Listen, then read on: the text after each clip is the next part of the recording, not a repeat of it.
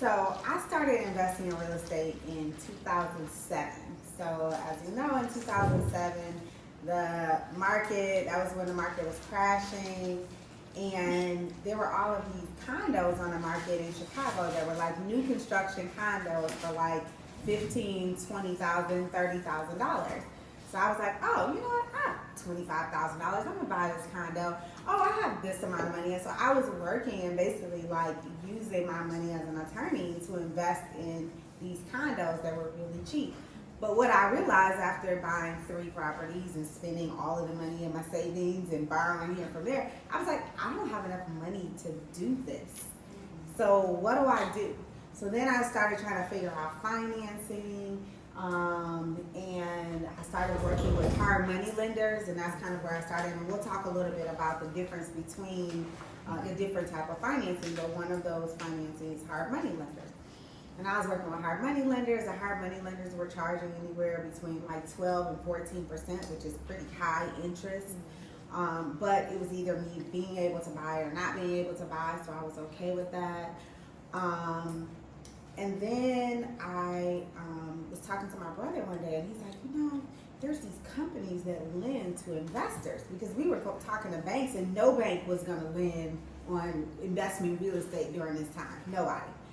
And he was like, you know, I talked to this company, and I think we can try to get some money from them. So I'm going to try. Why don't you try? And we'll do that. So we applied to what I now work with is called a private lender. So private lenders are like banks, but they mostly specialize in funding investment real estate.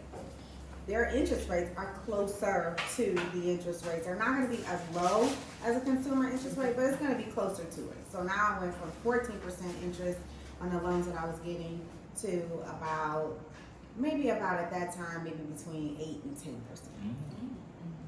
10%. So it's a huge difference, right? And then I was like, okay, well, you know, this is better. So I went to this company, they were called B2R at the time, and they actually let me do a cash out refi.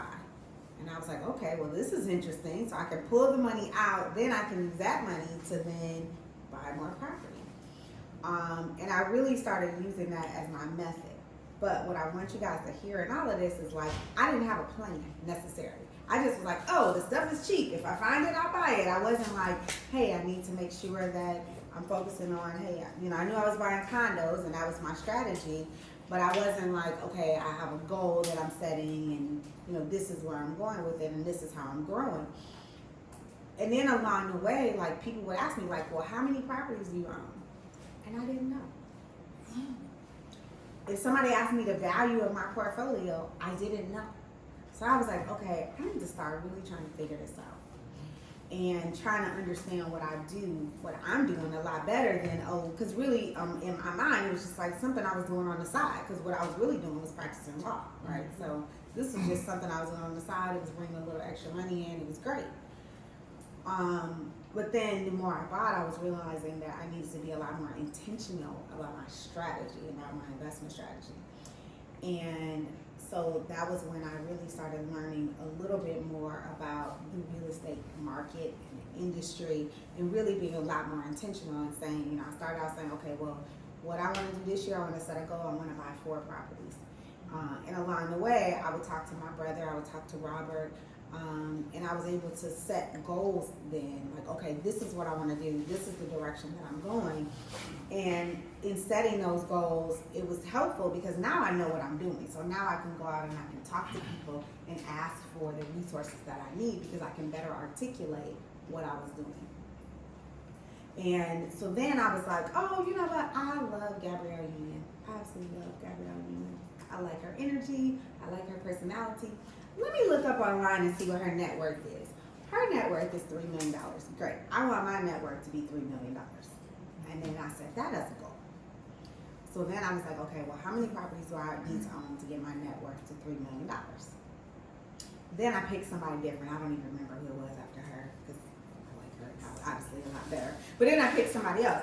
But I started setting my goals based off of people. And so, you know, one of the things that I learned as I was investing in real estate is that, and I think, I don't know if it's Shantae, somebody said it earlier, like, you can't do this on an island. I think Jeff was talking about it, like, when you're investing and moving forward, you can't do it by yourself.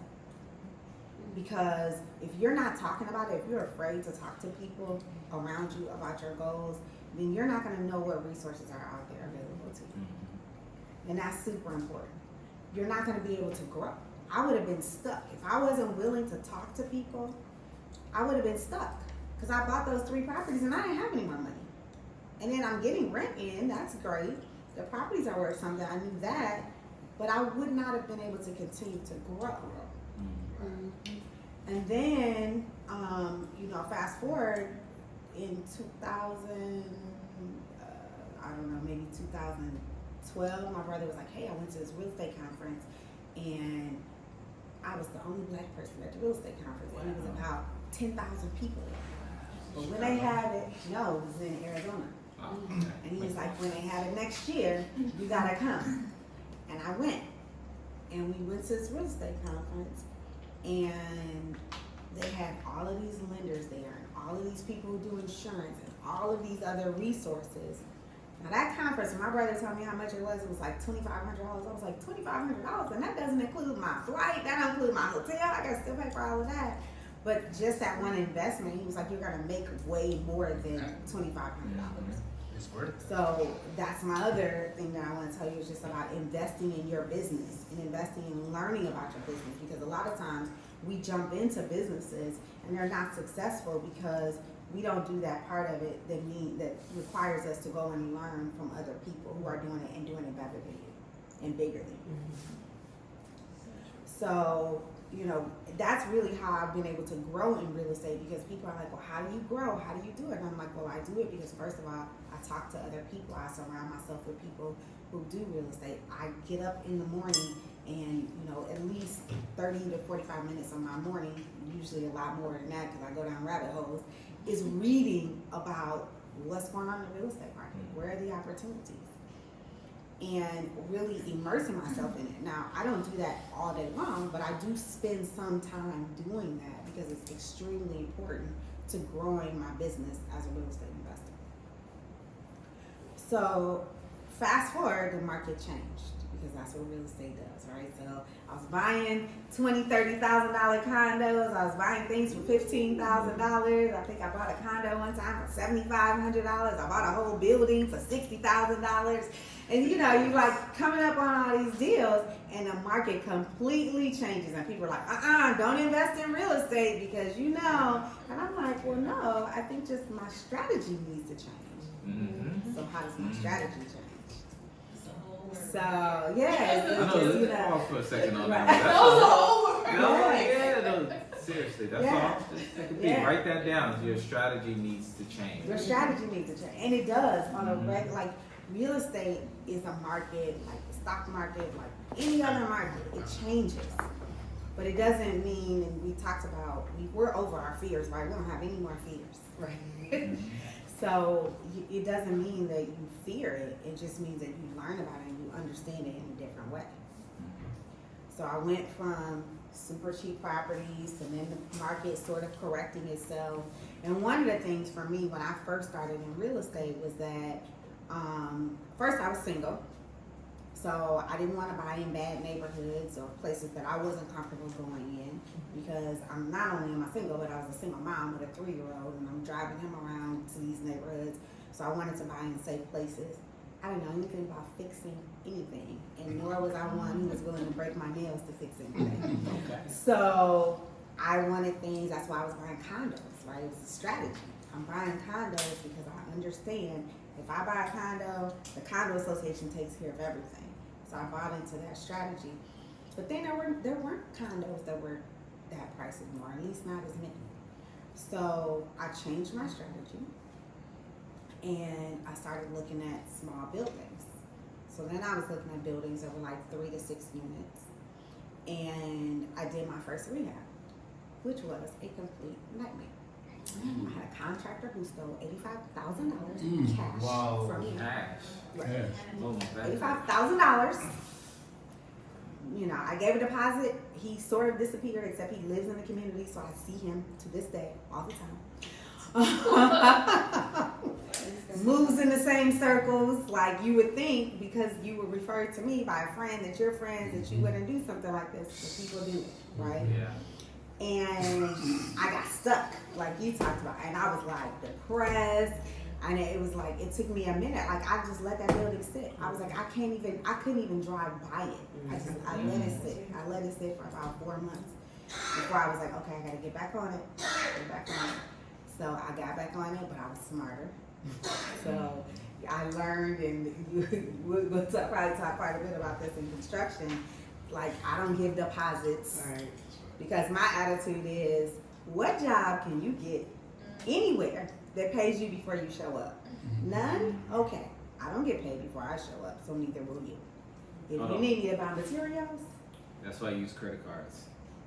American Express, give it right back. That's the lesson I've learned. Always pay with a business credit card. It's the best protection you can do in real estate for sure, and in any business. Yep. Credit cards. That part too. Yep. Absolutely. And you got the cash. Get the points too. And you get the points, right? And you get the points, right? Yeah. Strategy. There you go. Yeah, it is. So but you can't always pay contractors on credit cards, because let's just be real. All contractors don't take credit cards, and some of the best ones they don't take credit cards. But you tell them, hey, I'll buy all your materials. I was gonna say that, because most of the time you're paying the deposit so that they can front. Allegedly. Right. Well, they're also often working backwards, right? They're working, like, they haven't received the money from the last job, so they need. That's not my problem. I know what you're saying. So it is a reality. It is. It is a problem. But what you're saying, that's not the contractor on my strategy though, what you're saying is to say, I'll buy the materials as a, right, okay. Yeah. But as I changed my strategy, I started doing more rehabs, heavier rehabs. So I learned, like, I can tell you the City of Chicago code on the back of my hand. Like, I'll tell my architect, she'll be like, oh, this is code. No, that's not what the code says. The code says this. Like, let's talk about this. But what I also learned is that you pay for what you get and don't shortcut. So I don't shortcut. I pull plans and permits for every project that I do, because I don't want it to come back on me, right? So I get my proper plans, I get my proper permits, because that's also how you learn and how you figure things out, and it gives you an extra layer of protection. If my contractors know that at some point the city is coming out, and they're gonna have to inspect this property. Their license is on the line. Their license is on the line now. You know, there's other things in play. The other thing is that some of the workers, there's a difference between the workers and the contractor. Some of the workers there may not be licensed, but they're working with a contractor that is licensed. And I don't work with general contractors, because general contractors, all they have to do is go buy insurance. They don't necessarily have any knowledge about anything that they're doing. I work with licensed plumbers and licensed carpenters and electricians. Like, you have to, and I ask them. You gotta write that down. That was a whole gem right there. If you're in real estate, it's really important to make sure that if you are working with a general person or a project manager, which is what we're talking about overall, managing the project, who are they managing? Licensed contractors like the plumber and the electrician and stuff like that. So if you're going into real estate, that is a good note. Yeah. I learned it the hard way though. Yeah, I think we all did, right? Yeah, so I'm telling you guys, so that if you're in it now, or if you're getting into it, that you don't learn it the hard way, is that you work with people that, and the first thing somebody told me, they tell me that I'm a general contractor. Okay, what trade? If they look at me confused, then I look back at them very confused, because we're not working together. I'm not working with somebody that's not licensed in any trade at all whatsoever. Yeah. So then I started doing the 3-unit buildings, and now I've grown. I'm doing 6-unit. So I now have 76 properties in my portfolio. 76? Yep. Oh my. I have 3 Airbnbs in New Orleans. I have 1 student housing, which my son lives in it and pays me rent every month. Student housing, I love that. And he has a roommate, right? Yeah, It's that's student housing, housing. right? And so that's in Tallahassee, Florida. But what I've learned along the way in real estate is to, first of all, like you talk about niche down and everything, like you can't do everything. Right. So for me, like I occasionally will do a fix and flip. I just had a closing last week on a fix and flip that I did, but fix and flip is not my thing. And I don't have the appetite for fix and flip. I don't have the stomach for fix and flip. I don't want to finish something and sit and wait for it to be on the market and you don't know when it's going to sell and all this stuff comes up. I just don't have that. That's not me, right? So what is more your strategy? And Buying my strategy is buying whole. And there's a few reasons why my strategy is buying whole. One is, for me as an entrepreneur, it's a retirement strategy. So I know that when I'm ready to retire, I still have income coming in. Right. And then it also, for me, I don't mind dealing with people so much. I mean, you know, I have somebody who works for me that really deals with the people, but it doesn't bother me as much because I just made sure. A lot of people are like, oh, I don't want to be a landlord. And it's like, well, you don't want to be a landlord because you don't want to take the time to learn about the laws and put things in place. You know, this guy put something on the internet the other day. He's like, I got out of being a landlord because it was horrible. I had tenants. My tenants didn't pay. And I'm like, okay, well, what was your screening process, right? Like, people will tell you all these things, but I'll let a unit sit before I let somebody move in it.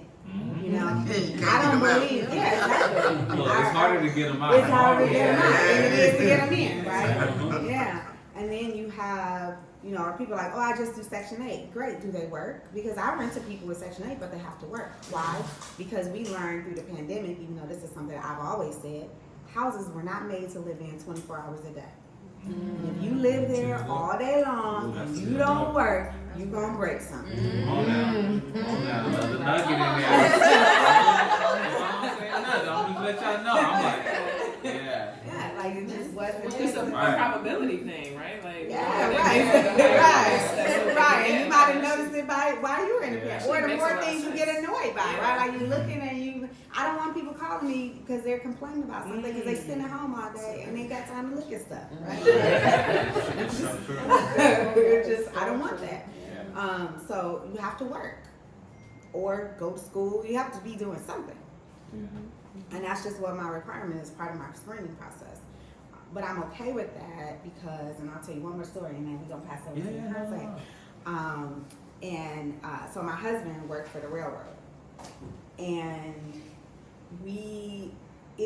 working for the railroad is a very difficult lifestyle for the spouse. Yes. For about 4 years, we didn't spend any holiday together, not one. Not Christmas, not Christmas Eve, not like 1 year they called him on the day before Thanksgiving and my whole family was coming in town. So we both were planning on helping cook. He can cook, I can cook. It was a whole team effort. And they called him, we're like, oh, we need you to go to Atlanta today and drive because we can't get you a flight. And I was like, well, what about our whole family that's coming in? And I'm by myself doing all this stuff. What is and the railroad doesn't care. No, at all. So, went through the pandemic and he was working in management and they were like, oh, the union workers don't want to work or can't work or whatever. So we can pull y'all out of y'all fancy little offices and come down here and clean these trains. And he was cleaning trains and doing all types of things that required him to work like a lot of hours, like 16, 18 hours a day.